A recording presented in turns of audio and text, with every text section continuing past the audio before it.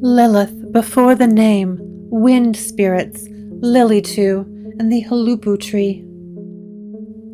Before she had a name, before sculpture claimed her, before storytellers forged her into a monster or goddess, before she was Lilith. She was a whisper in the wind, a shift in the air at the edge of a tent, the breath of a storm curling around the corner of a mud brick house, a presence moving through the night that could not be seen, only felt. Long before Lilith entered the Hebrew imagination, she belonged to a much older world, the world of the Sumerians and Akkadians, who believed that the winds of the night were alive. They called these beings the Lilitu, not demons, not women, not quite gods, but spirits made of air and shadow, carrying both danger and desire. Tonight we descend into that world, the winds, the spirits, the deserts, and the first breath of the myth that would one day become Lilith. What are the Lilitu? When we speak of the Lilitu, we must let go of the modern word demon. The ancient Mesopotamians did not imagine good and evil as two warring armies. Their spirits were not divided into angels and devils. Instead, they lived in a world where everything was animate. Rivers, storms, illnesses, dreams, shadows. A world where the boundary between visible and invisible was thin as a reed curtain. The Lilitu belonged to this unseen ecosystem. They were not fallen beings, not rebels, not cosmic enemies of the gods. They were spirits of the air, wind women who moved between realms without belonging fully to any of them. To the Sumerians, the world was crowded with entities that slipped through cracks. Storm riders, night wanderers, spirits of fever and childbirth, shadows that crept across the desert at dusk. These beings had no moral alignment. They were simply forces, as natural and necessary as rainfall or drought. The Lilitu were one of these forces. Often imagined as female, they embodied the qualities of the desert wind, elusive, whispering, unpredictable, sometimes gentle, sometimes violent. They were liminal, neither mortal nor divine, neither benevolent nor malicious. They lived at the edges, the threshold, the window, the mouth of the cave, the boundary between heat and cold, day and night. The Mesopotamians believed that to understand the world, one must understand the spirits that inhabit it. This was a spiritual ecology, a way of seeing reality as layered with presence. Beneath the temples, gods. Beneath the earth, the dead. Beneath the breath, spirits. Beneath the wind, the Lilitu. We could not walk through a marketplace without brushing shoulders with invisible beings. You could not sleep without sharing the room with presences that drifted through the darkness like mist. The Lilitu, in this worldview, were neither villains nor protectors. They were simply there, a constant, unpredictable current in the spiritual weather. A sudden gust at midnight, a wailing wind against the shutters, a fever that arrived without warning. These were not accidents. They were signatures, and sometimes that signature belonged to a Lilitu.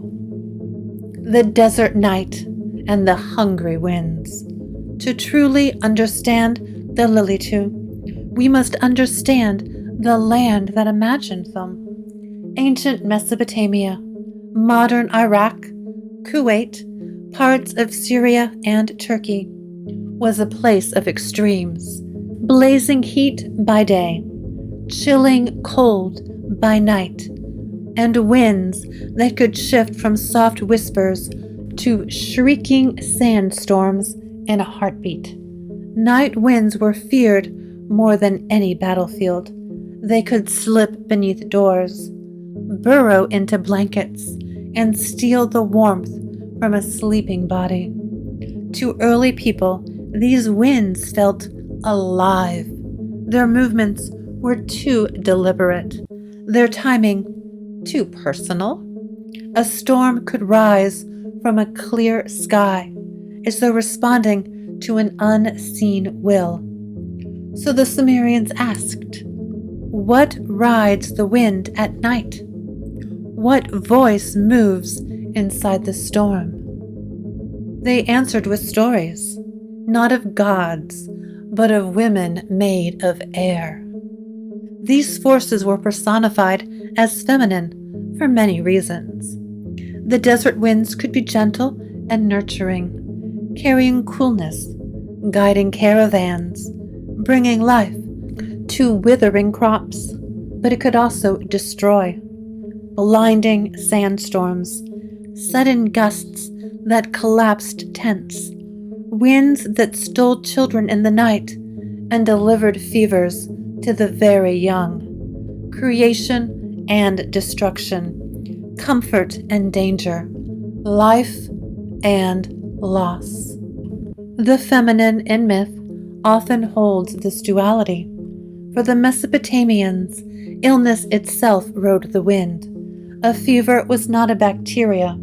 It was a spirit clinging to the breeze. A cough was a presence passing through the throat. A nightmare was a visitor sitting on the sleeper's chest. These experiences were not metaphors to them. They were encounters. And among the entities that traveled on the wind, none were more feared or revered than the Lilitu. Sometimes the wind murmured, sometimes it warned, and sometimes it hunted. The ancient people said, when the wind comes suddenly in the night, it carries company. Some of the company were harmless, but some were hungry. The Sumerian word that matters, Lil. To find the root of Lilith's oldest form, we must look not to a character, but to a word. That word is Lil. In Sumerian, Lil means wind, air, breath, spirit, phantom, an unseen presence, the movement of something alive yet invisible. This single syllable is the foundation of an entire family of beings. Lilitu, female wind spirits. Lilu, male wind spirits. Lily, child spirits. Lilary, storm voices. And eventually, Lilith. These beings were not named after Lilith. Lilith was named after them. Language is the doorway through which myth travels, and in these earliest texts, Lil is a clue, a marker left on clay tablets, telling us that the earliest version of Lilith was not a woman at all.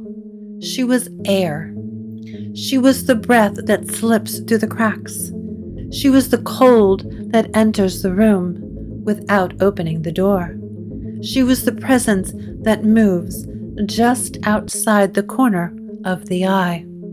Over centuries, as Mesopotamia became Babylon, and Babylon's stories mingled with Hebrew imagination, the word Lil began to shift. Spirits became characters. Characters became women. Women became warnings.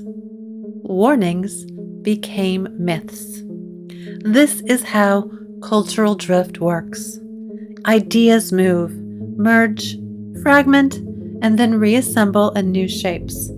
Lilitu became Lilith. Lilith became Lilith. A plural becomes a singular. An atmosphere became a person. A whisper became a woman who would echo for thousands of years. But the root remains.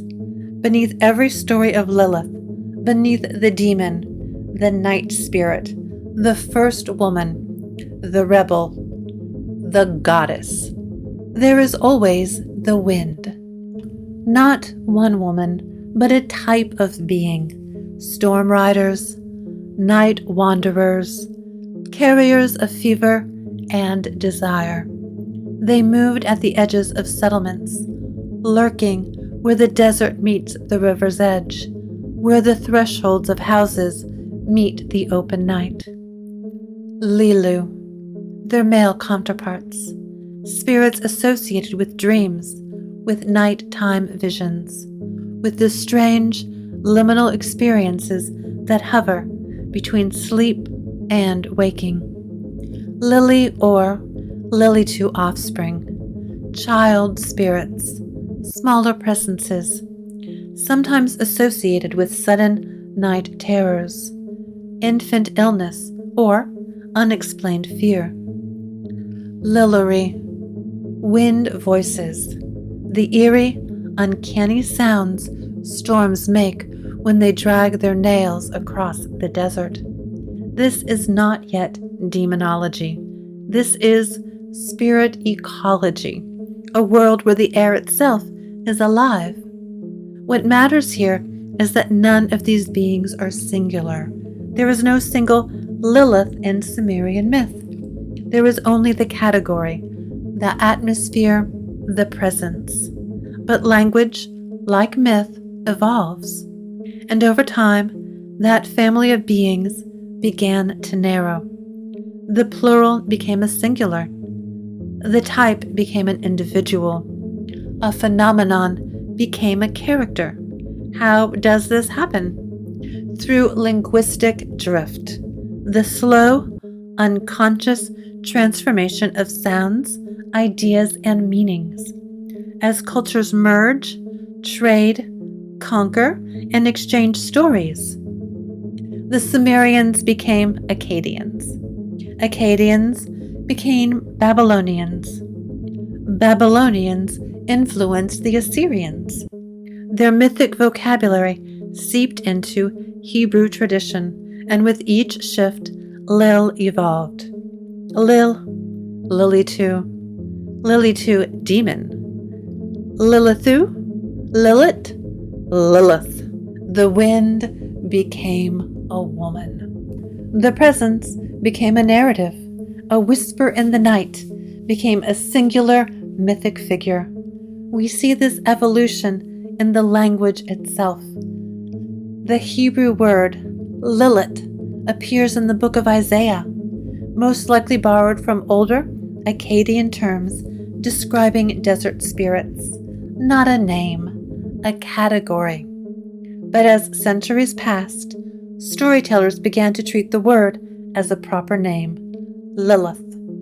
There is something beautiful and haunting about this transformation. The idea that a being of wind and breath, ancient and plural and barely defined, slowly condenses into a character powerful enough to survive 4,000 years of retelling. Her origin is not rebellion. Her origin is air.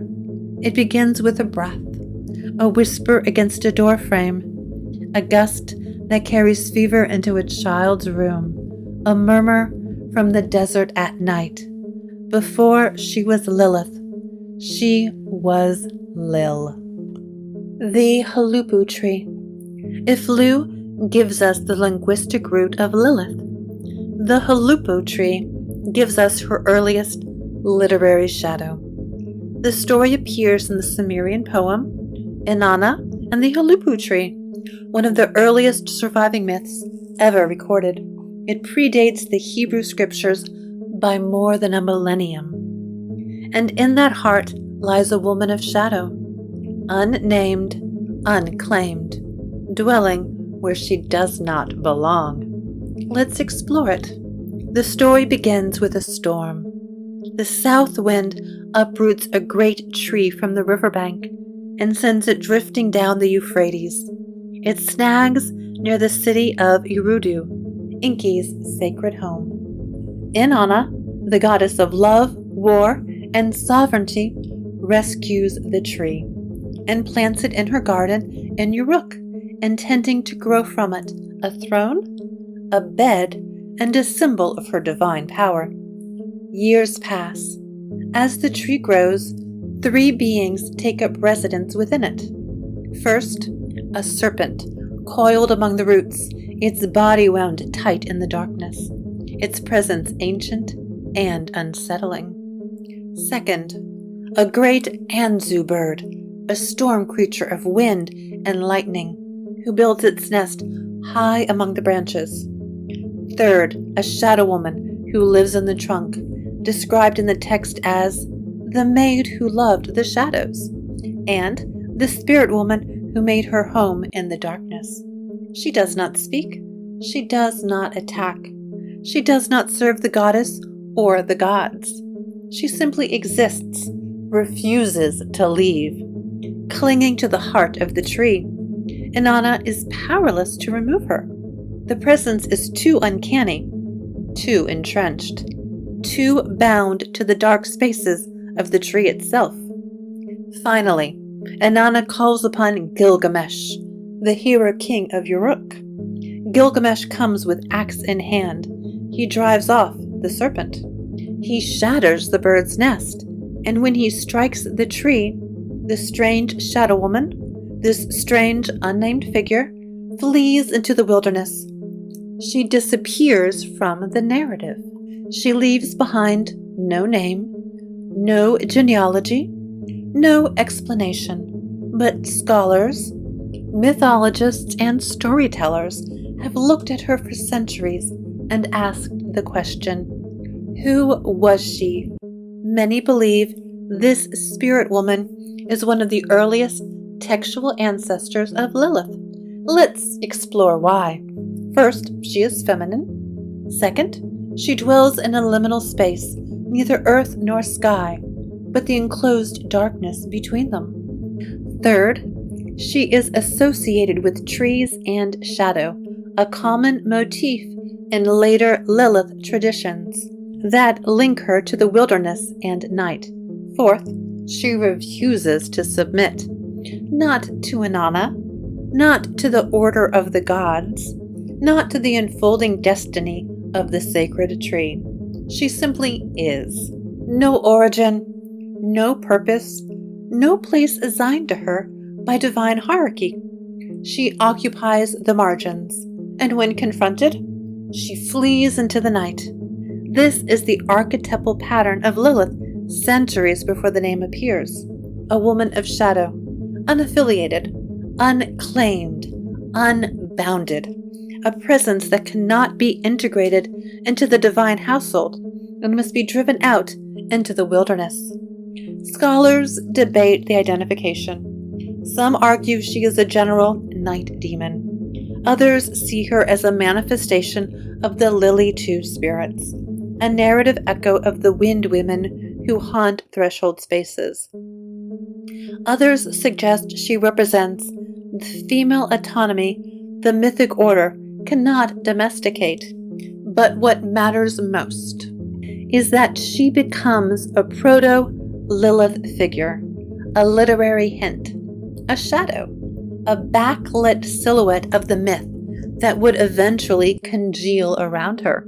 Imagine her, a woman without a name, dwelling within the living wood, breathing in the dark sap, listening to the ancient heartbeat of the tree. When the axe strikes, she does not scream. She does not fight. She simply slips away, back into the wilderness where the spirits roam. And in her absence, Inanna takes the wood to craft a throne and a bed, symbols of power and union. What is banished becomes a throne. What is exiled becomes a bed. What is unnamed becomes the shadow beneath all future Lilith stories. The Huluppu woman is not Lilith, but she is Lilith's oldest ghost, a spirit woman, a creature of shadow, a feminine presence that refuses the roles given by the gods. From here, the myth begins to take shape, a long evolution that will carry the wind into flesh and the whisper into a name. From Sumerian spirits to Hebrew demonology. To understand how the Lilitu become Lilith, we must follow the long, winding river of cultural exchange, a river that flows across empires, languages, migrations, and memory. These transformations do not happen suddenly. They happen the way mountains erode, grain by grain, story by story, generation by generation. In the beginning, the Lilitu were simply spirits of the wind, plural, atmospheric, feminine coded forces that drifted through Mesopotamian thought the same way storms drift across the desert. But as the centuries passed, Sumer gave way to Akkad. Akkad gave way to Babylon. Babylon influenced Assyria, and all of these cultures shared stories through trade routes, intermarriages, wars, diplomacy, and diaspora. Ideas travel with people. Myths travel with language. And in this movement, the Lilitu began to change. The Akkadians absorbed the Sumerian spirit world and reinterpreted it through their own cosmology. They preserved the concept of wind spirits, but gave them sharper edges, more defined roles, a growing sense of threat. Lilitu became more closely tied to illness, to fever, to the dangers of childbirth, to the vulnerabilities of night. The feminine wind spirit evolved into something more like a nocturnal presence, not yet a villain, but a being whose touch could be perilous to the unprotected or the unlucky. By the time these ideas reached Babylonian culture, the Lilitu had taken on even more specificity. They were no longer simply atmospheric. They were beginning to coalesce into individualized figures, spirits with traditions, associations, and eventually names. From the Babylonian Lilitu, we find the Hebrew Lilith, likely borrowed through periods of exile and cultural contact. In the book of Isaiah, the word appears not as a proper name, but as a type of creature, a night being that inhabits desolate, abandoned places, alongside owls, hyenas, and jackals.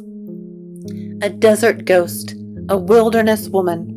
But over time, Jewish storytellers, scribes, and mystics began reinterpreting the word as a singular being. The plural winds condensed into one presence. A category became a person, and that person was Lilith. The transformation reveals something important about how cultures shape the feminine in myth. In Sumer, female wind spirits are simply part of the ecology, neutral forces, neither moral nor immoral. But in later traditions, particularly those anxious about female autonomy, the Lilitu's independence becomes threatening. A woman who lives outside the household? Suspicious. A woman who refuses divine or patriarchal order? Dangerous. A woman associated with wilderness, storms, night, desire, and death? Terrifying. So Lilith becomes a repository for everything a culture doesn't quite know how to hold. Fear of birth, fear of death, fear of desire, fear of the night, fear of the independent woman. What was once wind becomes a warning. What was once a whisper becomes a story told to children close to the firelight. But beneath every layer of reinterpretation, beneath the demonology and the fear, the ancient presence remains. She is still wind, still breath, still the spirit that moves between realms. The transformation from Lilitu to Lilith is not a corruption, it is an evolution, a testament to the endurance of feminine power in myth. Lilith survives because she adapts. She becomes what the culture needs her to be. Storm spirit, night demon, rebel woman, dark goddess. She is always the presence that cannot be contained.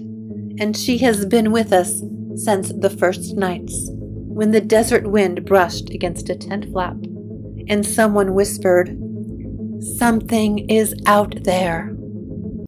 And so, from wind to whisper, from spirit to story, Lilith's oldest roots circle back to the air itself, to the breath that moves through deserts and doorways, to the night wind that carries both danger and possibility.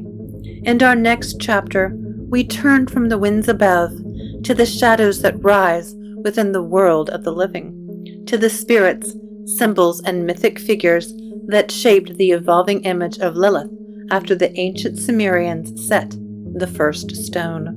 We'll follow the trail from Babylon to the Hebrew imagination and explore the next metamorphosis of a figure who refuses to remain in one form for long.